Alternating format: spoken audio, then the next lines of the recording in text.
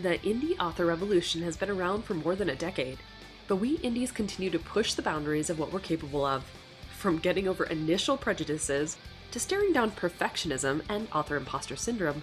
We've become a force to reckon with. Now, after years of hustle and grind, we indies are rebelling again. Gone are the days of publishing a book a month until we drop, and in its place we're sowing the seeds of a better way. A way with more ease, abundance, and flow. Get ready to learn about indie authorship from a whole new perspective. We're about to cover everything from releasing your poverty mentality to manifesting your millionaire author destiny. I'm Carissa Andrews, and this is the Author Revolution Podcast.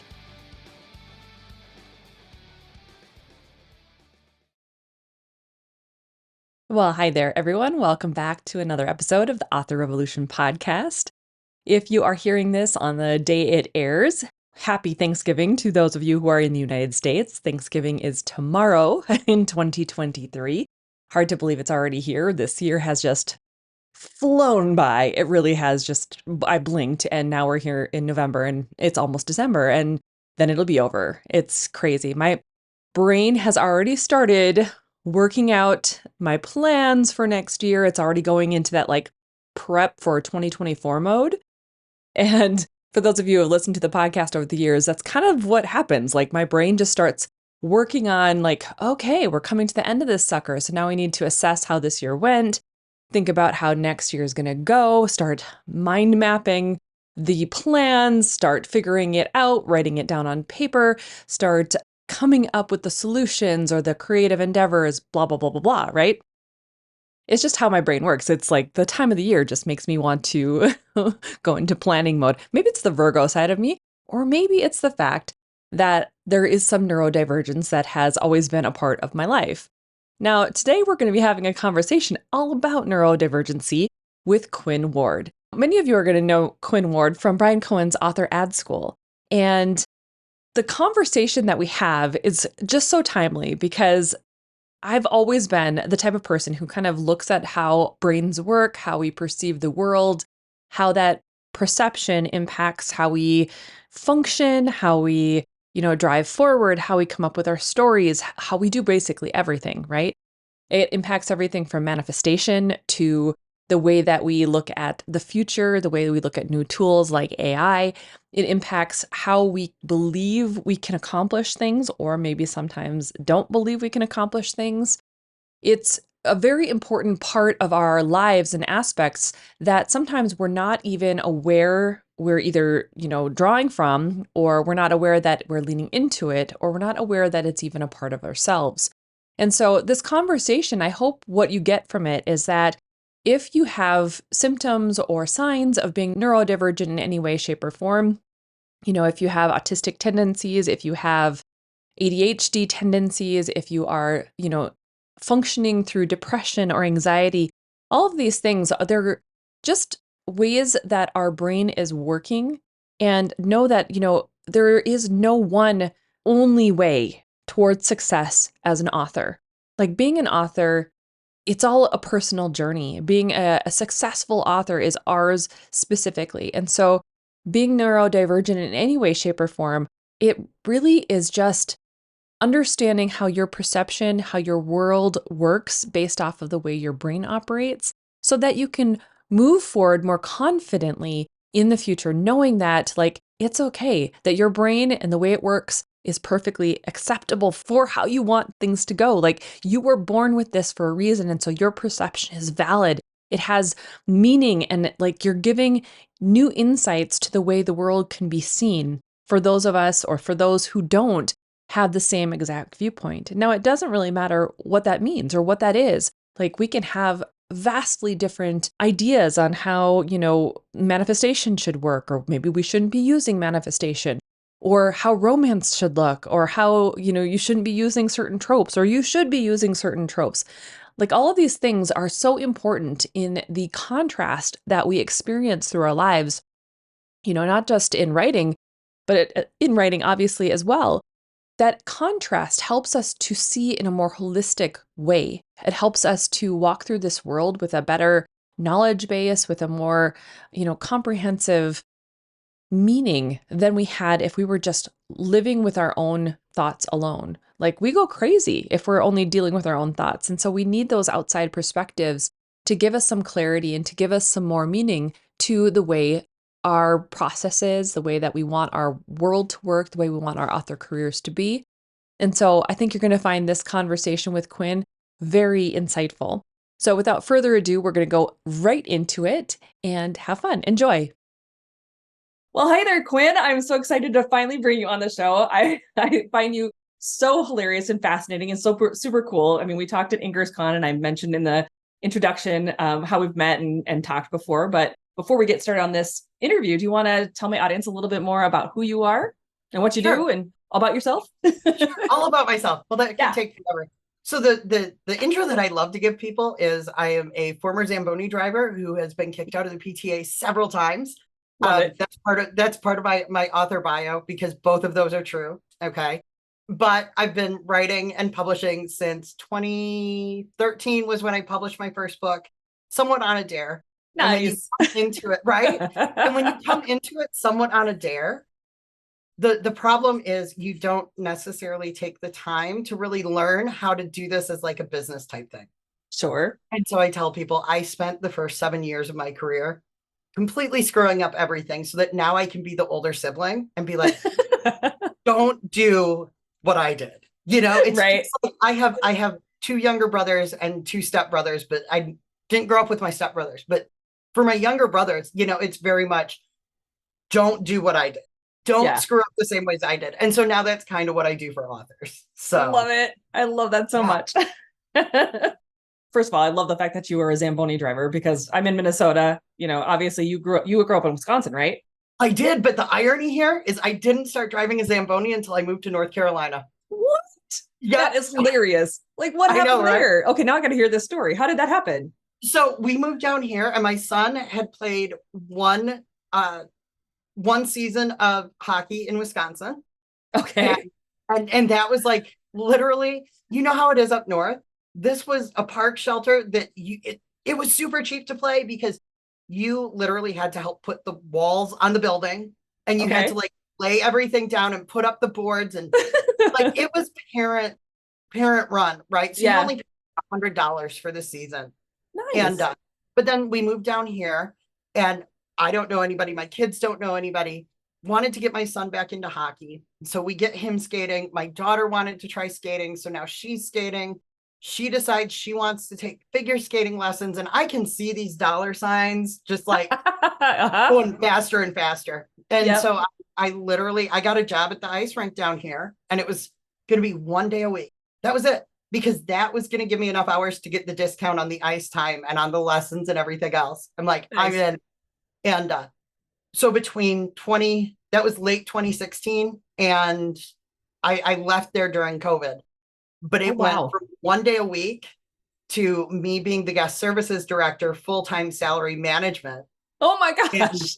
And you know, the irony here is, so 2019 was my worst year of writing income. Okay.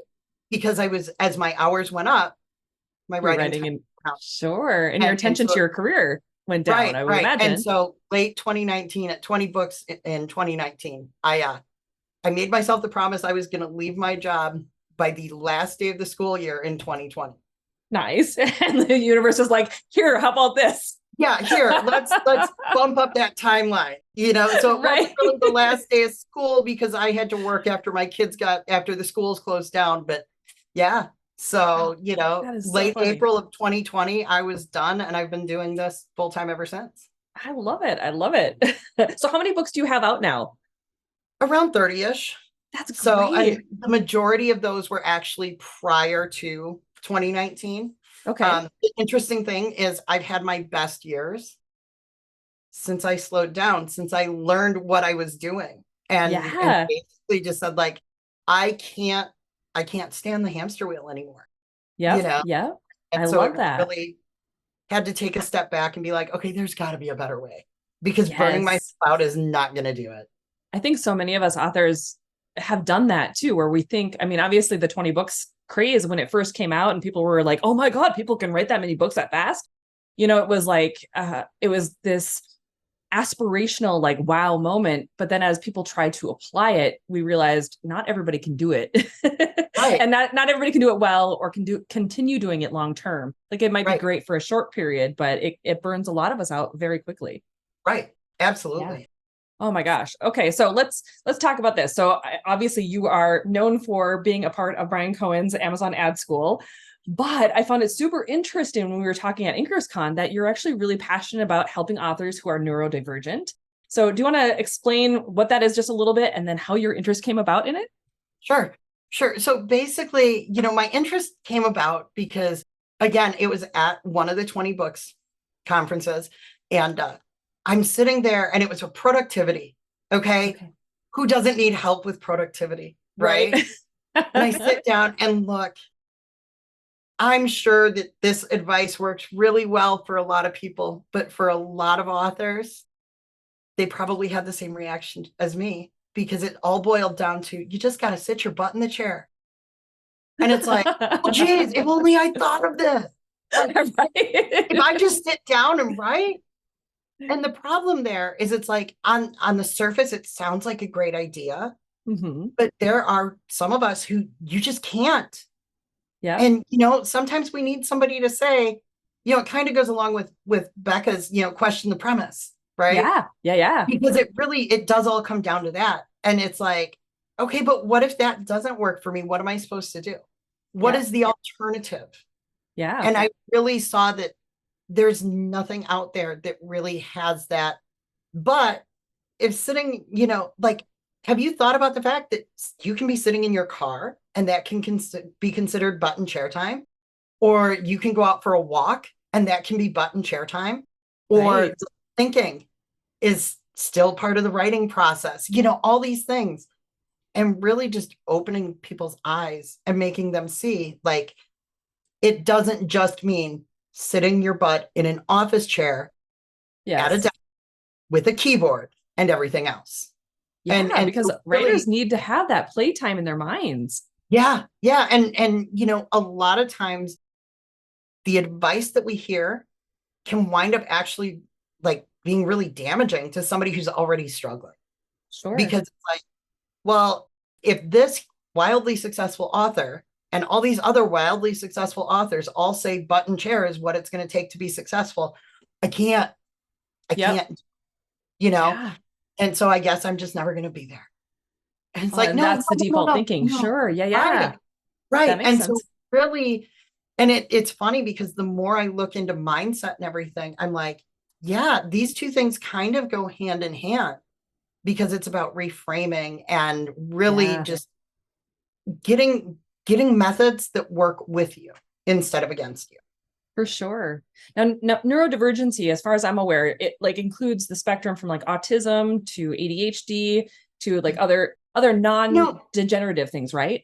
Not only that, but it can even include depression, anxiety, all of that. All of that is some form of neurodivergence. Okay. Right. And at least from my understanding, look, I'm a writer, not a doctor. Okay. Yeah. I mean, I still had to go to Google last night when I was like researching something about a broken arm for a character. Right. I did not go to med school. Okay. Yeah. But like all of these things, think about it this way. All of these things can impact how our brain functions in order to help us do the writing. Yeah, for sure. And so I don't ever, even though a lot of times I'll talk about ADHD, well, that's where my experience is. That's where my lived experience is. And so I can research other things and everything, but that's my lived experience. B, it's kind of the most common, and there are a lot of people who are just now finding out, oh, wait, that's what that is. That is super interesting to me, right? So how did you find out that you had ADHD then? Like, what was that process like? So first of all, I have my sister-in-law, love her to death. She is a teacher and she used to run a preschool. And she told me for years, she's like, if ever there was a child who was ADHD. And I kind of saw it, You're like, what?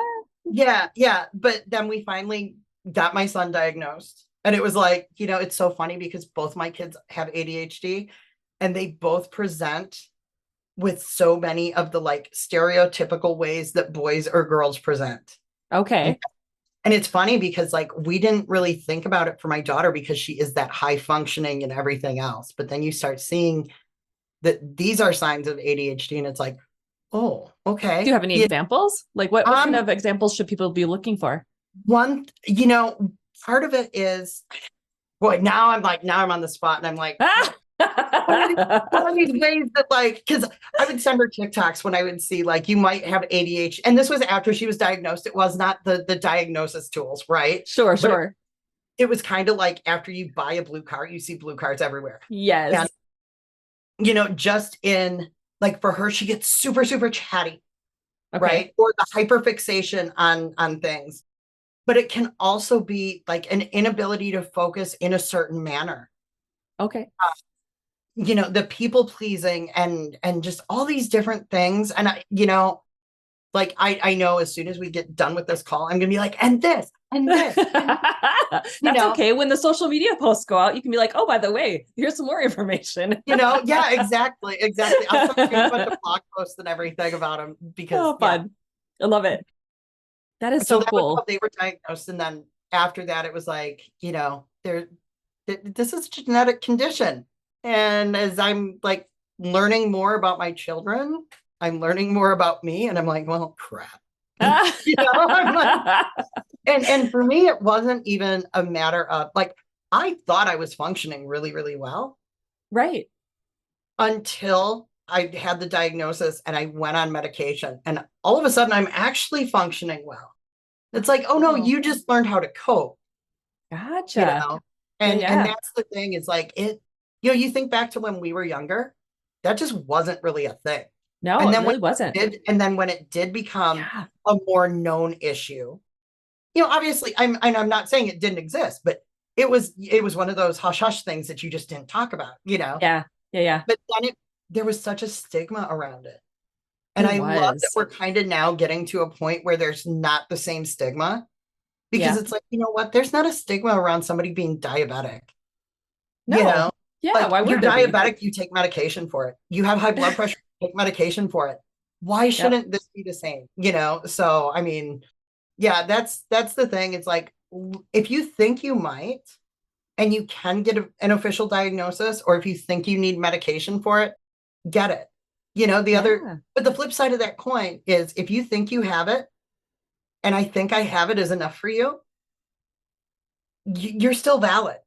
Right? Yeah, sure. It's not any less valid just because you don't have a doctor signing a piece of paper saying, yeah, Carissa has ADHD.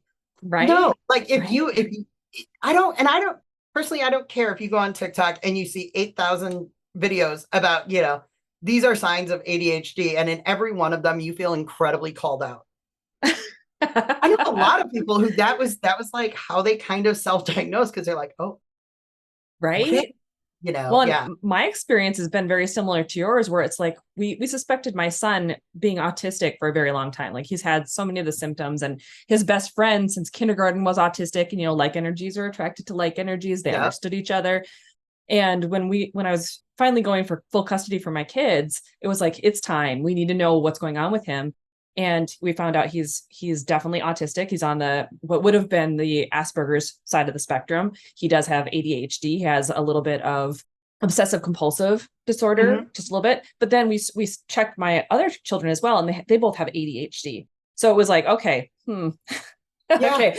Well, my youngest son, it has no ties to my two older father. So I'm like, where does that ADHD stem from? That's okay.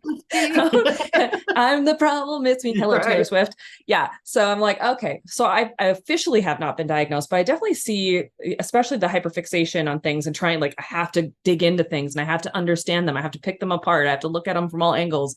That's definitely a thing that I do a lot. Yeah. And like another one for me that was a big one was, that's why I have all these different crafts that I was obsessed with for a period of time. Over, like this is over behind me over here. There's kind of like a crafts graveyard. Okay. It's got my fiber bats from when I was like doing yarn spinning, which I still love to do at times. But then I've got the Cricut and I've got the scrapbooking and I've got the woodworking, the wood burning thing over here. And, I've got the button maker and I Yeah. love it. Like all the things, Yeah. you know.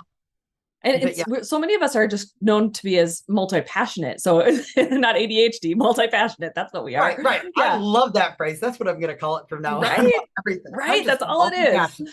I love that. I personally can't I can't sit and just do one thing. The repetition of it will drive me bonkers. So I can't just sit and only write nonstop all year long. I can't do that. It will drive me literally bonkers. And so I like to switch between, teaching a class or creating the website, or because I was a graphic designer in a past life, or, whatever it is, like switching up different things. I have to do it. Otherwise, I will drive myself bonkers and I will start to hate my manuscripts. I'll hate writing and I'll hold it against it. So it's like, I can't do it. And so I've learned that about my own brain, that in order to function and be a good writer, I need to have a little bit of break between. Oh, yeah. Yeah. That's interesting. Okay. So you've already mentioned that if you suspect you're neurodivergent, to obviously either get tested, or if you're happy with just like thinking about it and assuming you are, go with it. But one of the things that I find really interesting about neurodivergent authors or people in general is that they have so many wonderful strengths and they think it's a weakness. So do you have any ideas or any like thing that you could throw out there that would be a benefit to being neurodivergent as an author? Anything can be a benefit. It really can, but I'm always cautious about being like, yes, this is our superpower as ADHD authors, because it really, like, it just depends on the time. Sure. Because look, I will tell you, one of the best neurodivergent superpowers when it comes to writing is I will not write a dang thing. But if I know that I have a deadline and my deadline is coming up, I think I know where you're going with that. Right. I will write like 30,000 words in the 3 days before that deadline, get this book done. And I am going to be sitting there. Not that I've done this. And Liz, my editor, like, she actually on the manuscript I was telling you about before we were recording that I hated, like, this book just drained me so much. And she actually sent me messages. She's like, I love you, but like, you have to get me this book. And I'm like, I know. Normally, and even then it was like rushing towards the end. But then the last book she had to get to her, I went ahead and I got it finished. And I'm doing my read through and my self revisions and everything else. And I'm like sending her messages going, I promise I'm going to get this one to you on time, Yeah. And I did hours, and she's sending me back. She's like, no, look, tonight's the night you were supposed to send it. You're good. Everything else. But I really like, and that is one thing with people who are neurodivergent is like that just it's not laziness even, it's literally like the whole executive dysfunction and time blindness and all these other things, they all pile up. And but then we somehow manage to get it done. It's called Parkinson's law. You know what that is, right? I do not. Okay. So Parkinson's law is that time will expand or contract or work will expand or contract with the time allotted for it. So if you just let it go and let it go, but then all of a sudden you're like, dang, I need to get this thing done now, you'll get it done. Yeah. Yeah. See, I didn't know the name, but yeah, absolutely. Yeah. Absolutely. And so it's like, that's one of the things that, and for, again, there is no one true way. That's the biggest takeaway from all of this. Is like, even though I'm going to say this right now, if this doesn't work for you and it cripples you, then it's not for you. Yeah. But like not having a deadline and just being like, I want to write this book. Well, you know what? If I want to write, I have a book that I desperately wanted to write. And I had a really horrible deadline set for myself. Okay. I really did. No, it was a book, and I still absolutely love the premise. But the premise of this book was it was going to be like a dual love story where the granddaughter winds up finding a box of letters that her grandfather had sent her grandmother from Korea. Oh, wow. But as she starts reading them, they weren't from grandpa. Oh. And they were actually from somebody who was a soldier during Korea that she thought had died, and this, that, and the other thing. And I really that was the book I wanted to write for my grandma. Right. Oh my gosh. Yeah. And so it was a case of, I want to write this so that she can read it before she dies. Yeah. Yeah. Guess what? We don't know when somebody's going to die. Yeah. There was not a time-bound end on that. And so now we've missed that deadline, No. and so it's like, and so these don't work. For me, that does. But if I email my editor and I'm like, all right, when can I get this in? You know what? If I emailed her today and she said, get me the book by August 20th, and I hadn't even started the book, I will find a way. You know, one of my most successful books went from concept to author copies in hand to me being at a table in Vegas in less than a month. Holy cow. That's amazing. Okay? I about killed myself, but I was using a cover model for the cover. I was doing a signing in Vegas, and I found out that he was going to happen to be in Vegas at the same time, not for the signing. Yeah. He was going to be in Vegas with his friends, and he's like, oh, I totally stopped by, blah, blah, blah. And so I'm like, okay, I guess we have to write this book. Let's go. Right. I had to read the book after it was all said and done. But the weirdest thing is that's one of the books that people loved the most. Isn't that interesting? From See, early I think sometimes when we don't question ourselves and like second guess ourselves a lot, then the books just flow as they're meant to. And then other times I feel like I'm putting pressure on myself to write the book, and I haven't played around with the characters enough, or I haven't played around with the world enough to really get the emotional impact that I was hoping to do. Right. Does that ever happen to you? Or we try too hard. That's true too. We just seriously, like, we overthink every little thing, and we try too hard, and and it ruins it. And guess what? That's one of the things that can happen when we do have these minds that are prone to hyperfixation and overthinking and rejection sensitivity. Like, everybody's gonna hate this if I sent my friend a message this morning. I'm like, okay, so this is what would be said. We're dealing with construction workers. I'm like, this is what would be said on the work site. But am I going to get absolutely hammered if I put this in the book?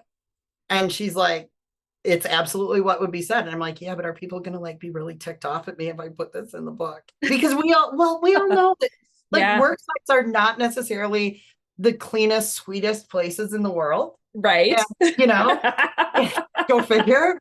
There's my house. Like, literally, my house is a construction zone because of Colin, and I'm hearing swear words constantly all day long. Right.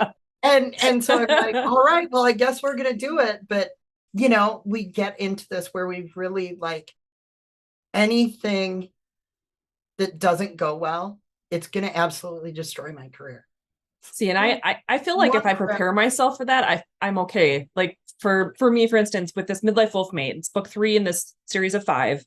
I knew I had to do something different with the plot line, so I twisted it just slightly so that my main character isn't as strong. Like it's like she almost had to revert back to who she was a little bit with her ex-husband because he's now in town.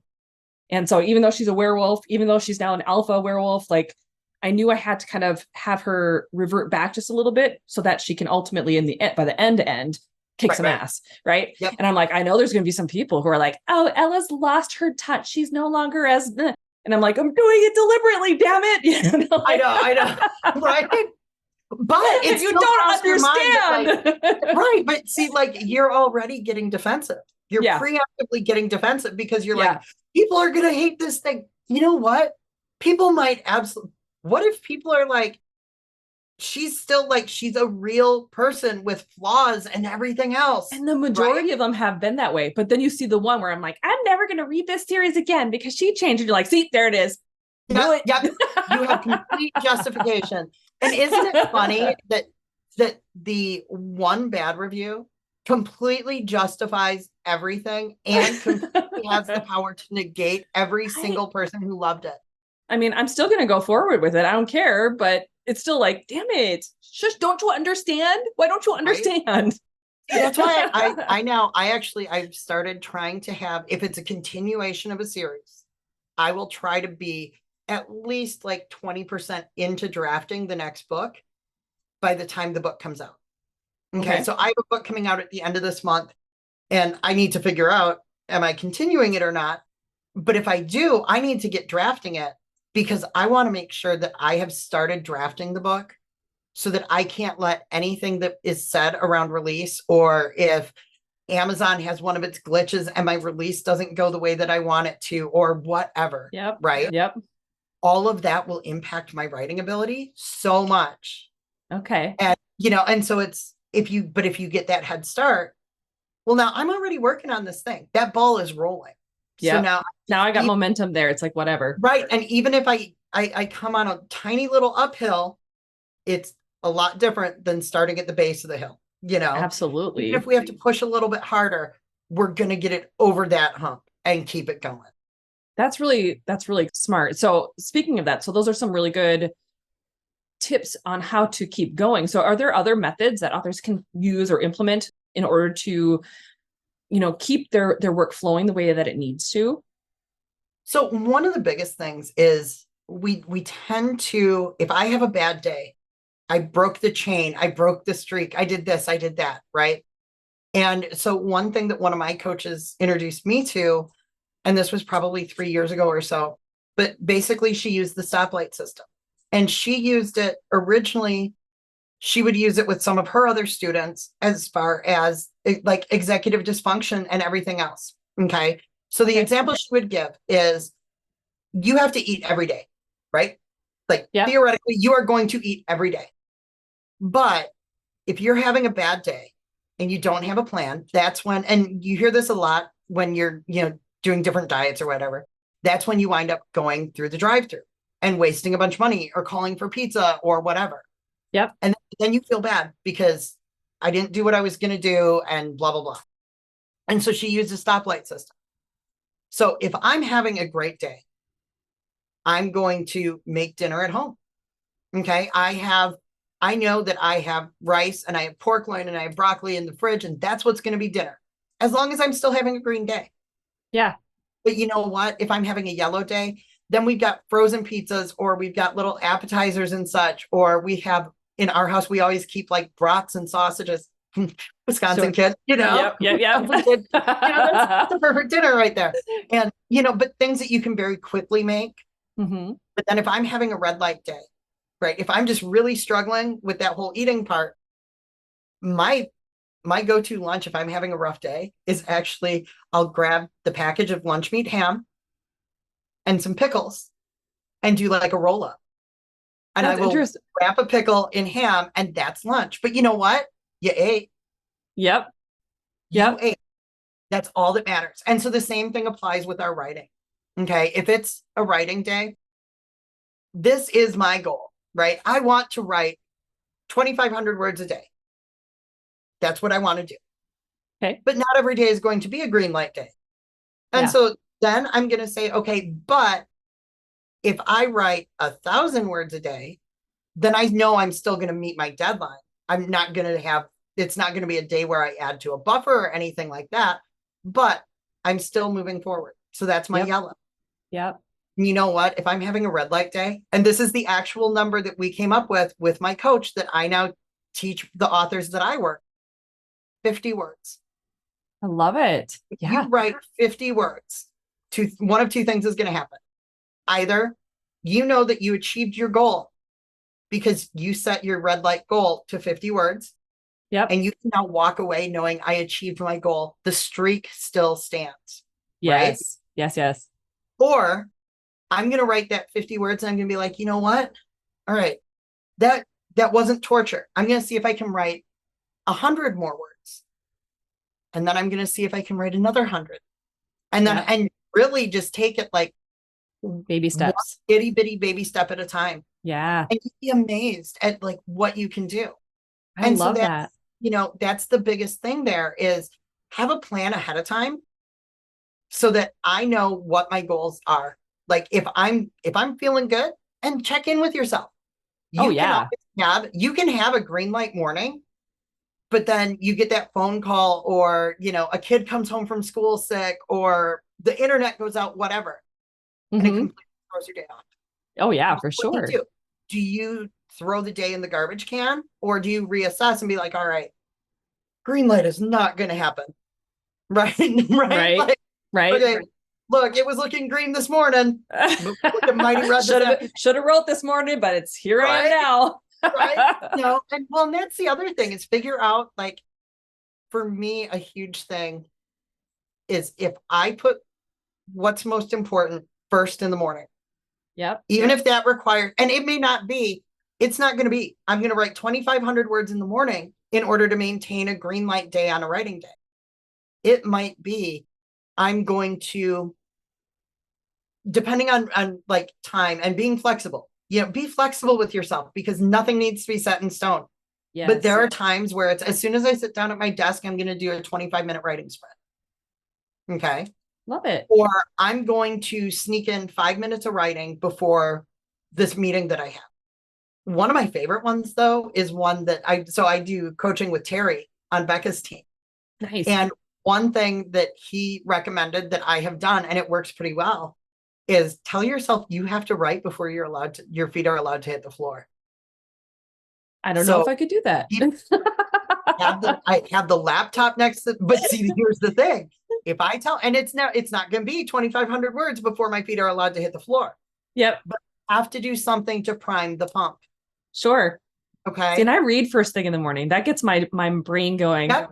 Yeah. Yeah. And so that, again, whatever's going to help you. But for me, he told me, he's like, you know what, just to make sure, because as soon as your feet hit the floor, you have to, go ahead and take your shower and make breakfast and get the kids out the door and do this and do that. And I've got to make that phone call and I've got to do this. I've got to do that. Your writing is done. Your writing time is gone. Yep. Right. Yeah. But if I say I need to pull out my phone or I need to pull out my laptop and write for 10 minutes, notebook, whatever, and write for 10 minutes, I have now primed that pump. That's interesting. That reminds me of Abraham Hicks and the way they talk about segment intending, where it's like, it's similar, but it's not like, you don't actually have to do it. You're literally in bed and you're thinking about like the next segments of your day or the next moments that you're going to be doing. So you're preemptively putting your vibration into that space of like having, whatever the next few steps are typically, because before you do your writing, you would actually do it right before that segment of the day. So you wouldn't have to go as far out as like when I get to my writing aspect of it. But let's say even before you started writing in your bed, you just like, it's going to flow easily. This is going to be wonderful. The story is going to be talking to me. Characters are really fabulous. Like you're basically telling yourself what you expect to see in that segment before it happens, before you do it, before you get out of bed, before you do any of those things. And that's when you start the segment intending. So each time you move into a different part of your day, you take a brief moment just to think about like, how is this segment going to go? How is this going to get to work for me? Is that neat? I love that. Yeah. And I think that's, and it's funny because that was always, all that stuff was all that woo-woo type stuff that I was like, oh, whatever, And now I'm like, I don't know if I can make it work for me, but damn, it sounds cool. Right. I think that's a normal part of the phase. It totally is. I think that skepticism is healthy for sure. Right. Yeah. And like when I wonder if the neurodivergence and all of that kind of plays a role in that whole being unable to suspend your skepticism and everything and just be like, just fall into it, just slide into it and see. Well, it's also the momentum too, because you have momentum of thought thinking this thing is not true, or this thing's not like accurate, or this thing's not based in science, or this, whatever your momentum of thought might be on it. And so then it removes you from the capability of seeing it from that creative perspective of what if it is true. So it's almost like you have to give yourself permission to just experiment with it and see what happens. You're like, it's going to be an experiment. Then I'm just going to experiment and see how it goes. Right. Yeah. Then it becomes no big deal. It's like, it doesn't have to work and it doesn't have to not work because you're not trying to prove anything necessarily. You're just playing with the concept of it. Absolutely. So yeah, that's interesting. But I totally get it. Like I grew up in a household where like my dad is very scientific and he was like the computer guy. My mom was like the acrylic artist, painter, like woo, she was constantly painting something. So I had like these two very like different people in my life. And then my brother is, he's an atheist and he's very scientific. He's a physics major. So he's, been at the UMD doing a lot of like atom smashing and stuff like that. So he's very very scientific. And so it's like, for me, I'm kind of like that weird mix between everybody. So it's like, I don't even know, like half the people in my family just they're so fascinated. And the other half are like, what? What's happening right now? Who are you? What is happening? I love that. So do you have any recommendations on how authors can find the methods that work best for them? Like are there any books or any classes, or should they talk to you? Like what ways help them figure out how their brain works? So the biggest thing is experiment, play around. Do not be tied to one specific method. You know, I know it. Look, I have a decade of experience that tells me I am not a plotter. You know what? I will still try different plotting methods because maybe there's something I can pick up. And that's the biggie. If this itty bitty piece of this method works for you, go ahead and squirrel that away. Oh, heck yeah. Because now that piece works for you.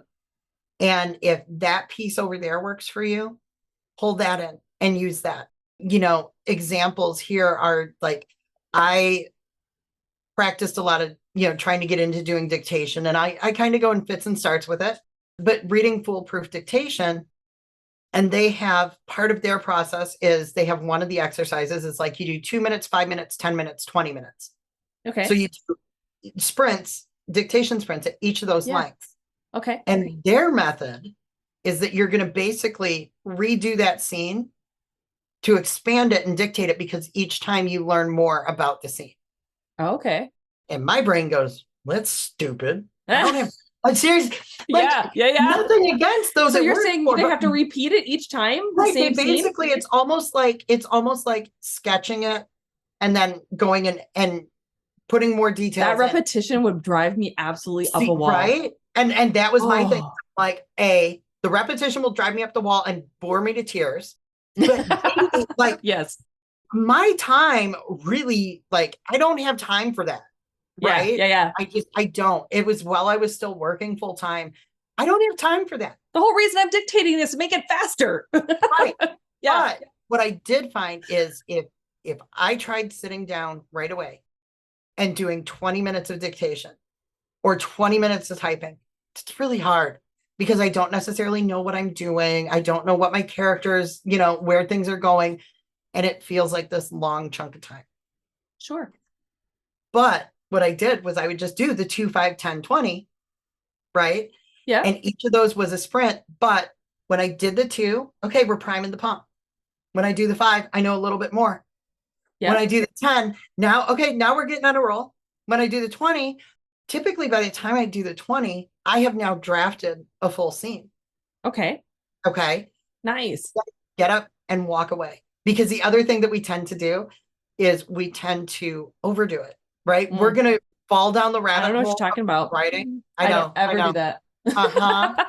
You know, but then like if you're an author of a certain age, all of a sudden you realize, holy crap, I've been sitting here for 3 hours and I don't know if upright is going to work for me. Right. Right. And then later that night, you're like, oh, that was really bad. Like I shouldn't have done that. My back Why is my ass like shaped like my chair? That's weird. You know? Yeah. And then the next morning, you're like, if it was typing that got you, you're like, my hands. Oh, sure. Like I can't move my hands. And so it really, but taking those breaks, it also then wound up giving me time to sit there and be like, let's think about what is the next scene going to be and what's going to happen next. Yeah. Right. But the big thing is I figured out that for myself, for the way that my brain works, if you, again, you know, what did you call it? Parkinson's law? Yep. So if I have 8 hours to write, you're going to take the whole 8 hours. I can take 8 hours to write this. Yep. If you tell me that I have just sit here for 5 minutes and that's all you're going to do, you're just going to think about your writing. There you go. You know, but so it's like that became a piece that I drew in. And then, you know, I might not be able to plot, but I know that having some sort of structure helps. And so now before I start writing a scene, I will sit down and brainstorm what could potentially, maybe, possibly, it might happen. Yep. Give myself a list of ideas because again, that way I know going into it, I'm not starting, you know, from dead stop. Yeah. Or, you know, just picking up little tips along the way, like putting in placeholders. Look, if you have ADHD, the last thing you need to do is go to Google while you're trying to write. Okay. Right. Because it will be 4 hours later. Or TikTok. Oh, dear God. Right. Yeah. You are going to know everything you could possibly need to know on a subject. And your word count is still sitting exactly where it was 4 hours. Right.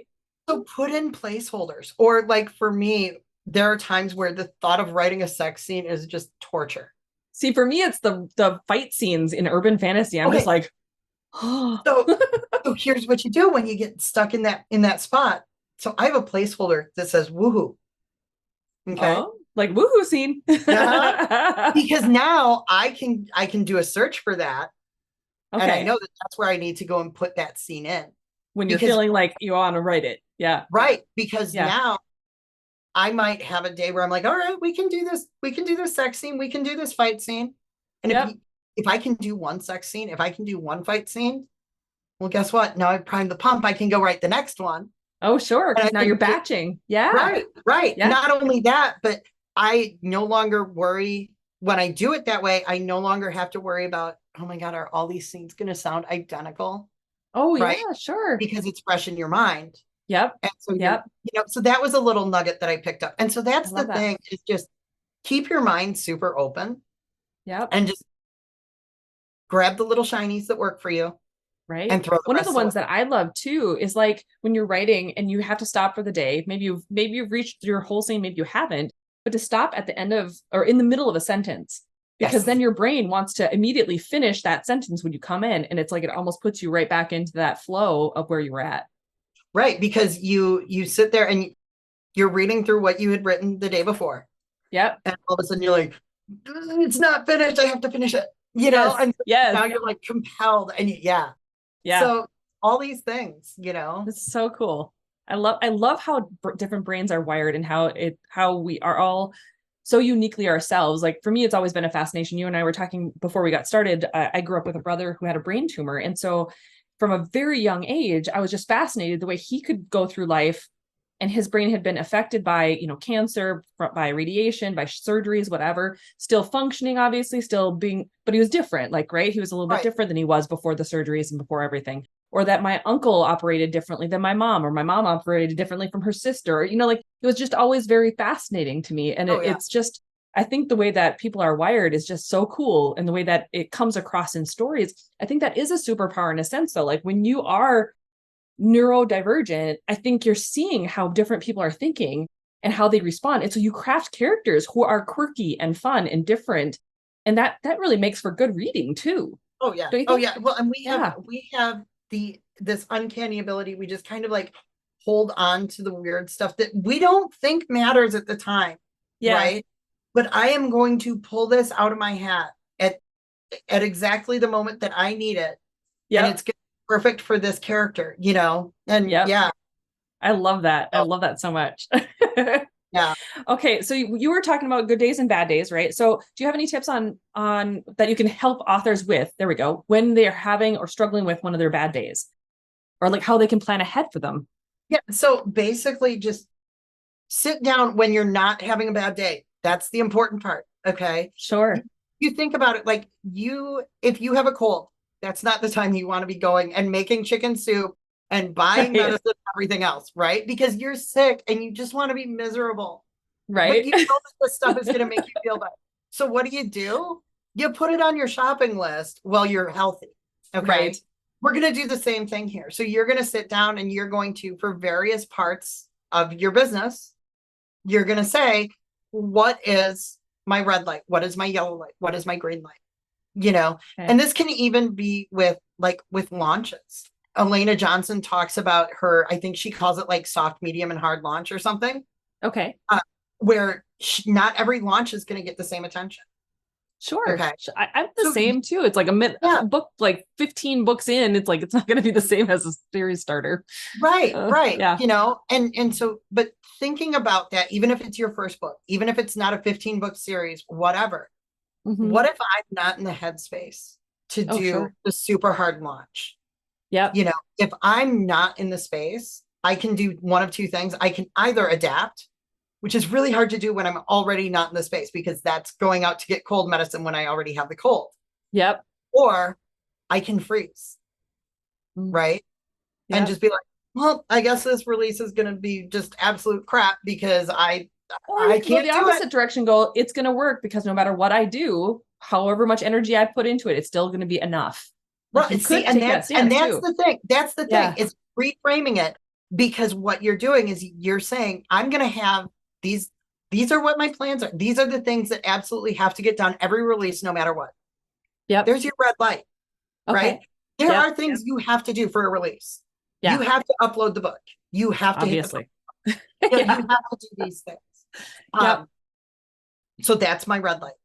Okay. These are the things that I would like to do, and kind of creating a priority list. Okay. I like to talk about, I have this to-do list that I got from Barnes and Noble, that it has 3 sections, and I always forget what they're called. So it says most critical, would be nice, not a chance. Nice. I love that. Yeah. And they screwed this up because they have 2 in the not a chance, they have 4 in the would be nice, and they have 6 in the most critical. I'm like, no. That's backward. Yeah. You cannot have the most things are the most critical. Yeah. I agree so with that. really think about this. What are the most critical things that I have to get done? Yep. Red light. What are the things that would be nice? Yellow light. And dang, I'm ready to take on the world. Here's my green light. Right? I love because that. We're not, in this case, we're not going to call it not a chance. Yeah. Because there's totally a chance. But that's when we're feeling good. And get these things prepared while you're feeling. Or if you're having a green light day, go in, and batching is always good. Fall down the rabbit hole of a task. Okay. Go and make a bunch of teasers. Go and schedule out newsletters for however long. Go do whatever the things are that are going to need to get done. Yep. So that when you're under pressure and it feels like everything is weighing down on you, that's done. Because that's also going to carry you through. Because if I know I don't have to go and build a newsletter for my release that's going to come out in 2 weeks, because it's already taken care of, now I can focus on my teasers. Yep. Now I can focus on getting the arcs ready. Now I can focus on these other things. Oh, that's so smart. But that's the thing, is no matter what area of your business it is, plan. And I know that there's a lot of people out there who are probably being like, well, gee, Quinn, if only I could plan. But the thing is, plan when you can. Yeah. And when you're feeling it. So maybe that's where your plotting is the same, where it's like you plot when you're feeling it. So maybe that means plotting those few minutes beforehand. And it just is that brainstorm of the scene. So you're plotting, you're just not doing it in the same way. Exactly. Yeah. You're not plotting a 4-act structure all at once. And then looking at it and being like, well, my characters took that as a hold my beer moment. Just how far off the rails they could go. Which is typically what would happen every time. I would try to plot the entire story. But just figure out what's going to work for you. And here's the thing. If something makes you miserable, question, why are you doing it? Why am I doing this thing? Yeah. The thought, and I have just recently gotten back into trying to make TikToks and everything, because I do enjoy being on TikTok, and because I do like sharing information and things like this. But the thought of trying to just build my book business on TikTok, it's something I can't wrap my head around. Me either. And so it's something that does not bring me any sort of joy whatsoever, because I'm like, I stress so hard about it. Yep. And then if it doesn't get the attention that I hoped it would get, now I internalize, and is it that people aren't interested in the book? Is it that I suck at making TikToks? What's the problem? Right? Yeah. So you know what? I did one last night. Now I'm just having fun with it. And I'm remembering that social media, what is the first word there?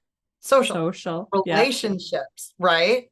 And so last night, and it's the best performing video this week, is about somebody who she was making a keto lunch, but it was pepperoni, and she kept saying mozzarella.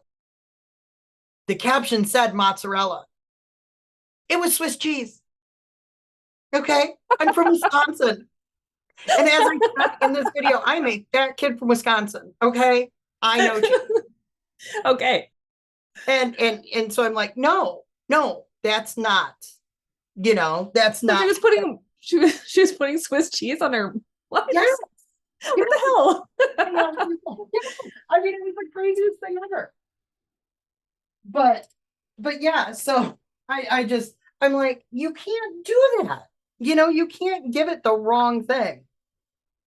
So yeah, or call it the wrong cheese, but people are resonating with it. So I'm like, all right, I guess you did that right. That's interesting. Yeah, I guess. I mean, when you think about it, because people are either commenting like you are like, well, that's the wrong cheese, whatever. It's like, there's this deliberate, oops, almost. Maybe it was deliberate, maybe it wasn't, but. Right. And all of that stuff is going to make it so when the video, or when I do put up a video about the book, when I do have something to say about the book, now they hear it. Now they get it. Because I've already, again, I've primed the pump. Yep. So do things when it matters. Right. So I totally get that. I feel you on the TikTok thing too. It's like, I don't get a whole lot of joy from it either. It's like, sometimes I do. It's like, sometimes I'm in the vibe of it. And then other times I'm just like, it's just not what I'm liking. And so I have to give myself a little bit of grace. I think part of it too is the pressure, because I'm definitely one of those people where it's like, if people say you're supposed to be doing it 3 times a day, then I take that very seriously. Right. But then it's like, I don't want to do it 3 times a day. Right. And it's like, so, you know, and we run into this with ad school a lot, where people will be like, you know, Bryan will say 5 to 10 ads a week. Well, people take that to mean you need to do 10, but you can slack off and do 5. And it's like, no, that's totally not what it is. Like 5 is more than fine. Yeah. And you know what? If you can't get 5 and you can only get 3, the world's not going to collapse. You know, and at least you've got 3 and they're up and doing their job. Right. And like, let's say you did want to build out your TikTok, like which is going to be better? Oh my God, I can't do 3, so I'm going to do none. Or I got 1. Yeah. Right. Yep. They got 1 this week. That's good enough.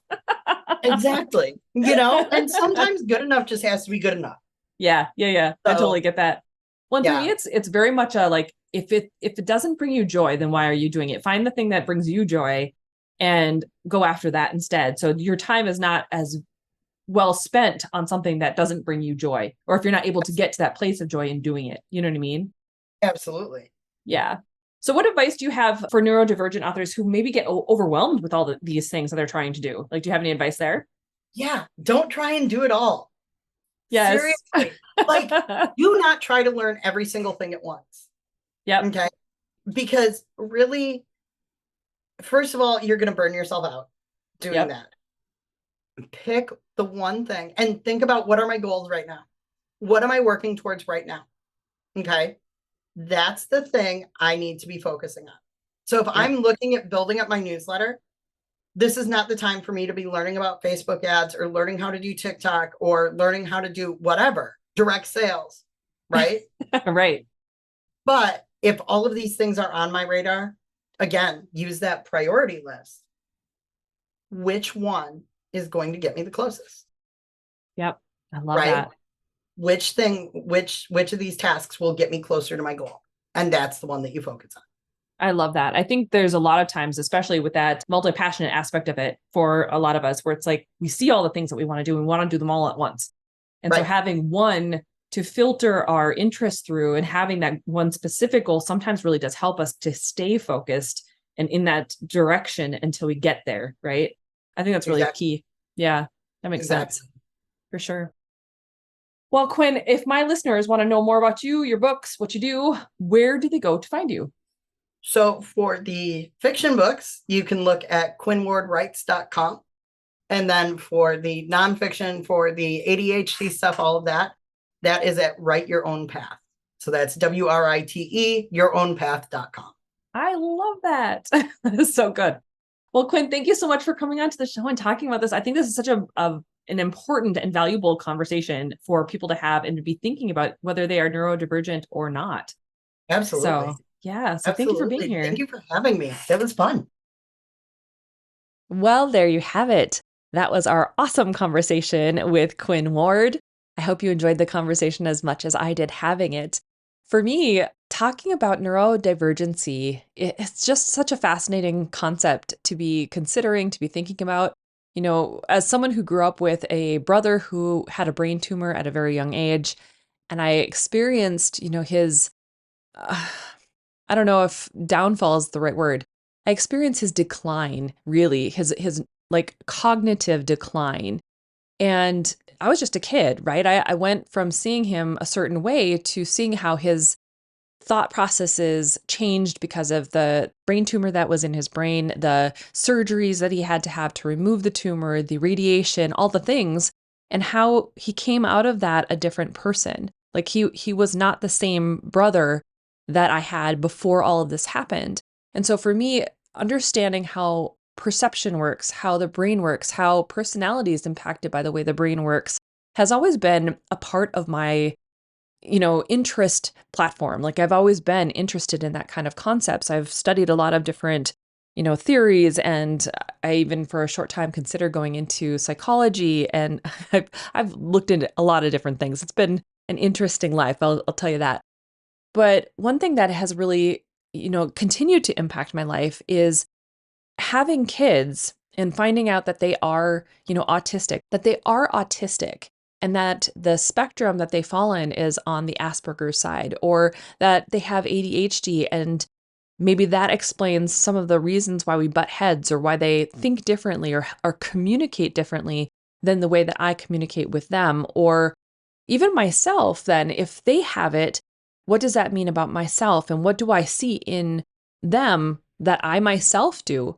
And so it's been interesting for introspection. It's been interesting to be able to figure out, how am I coping versus how is this a thing that maybe I'm using as a crutch, or can I change or shift or pivot or give myself a little bit more grace?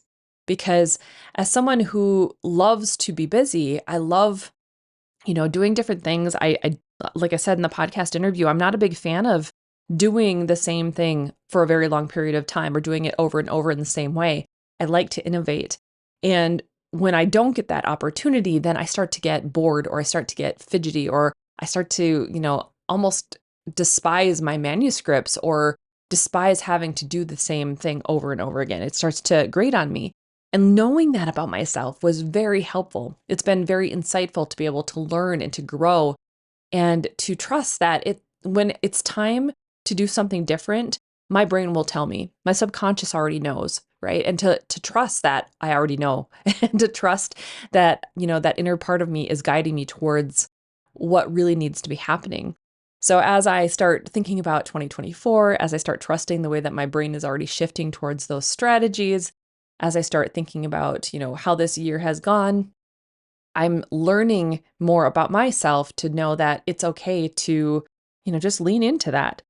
In the past, I probably would have been like, why am I already thinking about this? Like, I need to get NaNoWriMo done. I need to get, the Black Friday stuff taken care of. We need to get the sales page up and running. And obviously, I'm still doing all of those things, but it doesn't stop my brain from already thinking about bigger picture plans and thinking about things that are, down the road in a way that helps me to focus my energies better. So at any rate, I hope you enjoyed the interview with Quinn. I love talking with Quinn, and I can't wait to bring them back. So, oh my goodness. All right, guys, it is Thanksgiving week. Tomorrow's Thanksgiving if you're hearing this live when it airs. I hope you, if you are living in the United States, enjoy a wonderful Thanksgiving. I hope the holiday season is joyous for you. I know that this is a time of the year when, mental health isn't always the greatest, right? So if you need help, or if you need someone to reach out to this holiday season, please don't hesitate. Like, there are people that you can speak with who can help you get through the holiday season. The American Foundation for Suicide Prevention is one. If you find yourself needing some extra support this holiday season, reach out to 1-800-273-TALK, or you can also text TALK, TALK, to 741741. And the helplines for the American Foundation for Suicide Prevention are open 24/7, even on holidays. You can also use this number if you're worried about someone else, or if you just want to talk and help yourself get through a difficult moment, okay? So if you'd like to download the transcript to today's podcast episode, head over to authorrevolution.org/210, and you can download it there. But in the meantime, just have a wonderful rest of the week. Enjoy your Thanksgiving if you live in the US, or if you're celebrating overseas, wherever you're at. Or just remember to celebrate and take a moment to feel some gratitude for those around you, for the things that are in your life that are helping you to, achieve your goals. It's pretty powerful. When we can lean into our appreciation and our gratitude, we are able to reach new heights, new thought forms, new ways of being. Have a great rest of your week. Go forth and start your author revolution.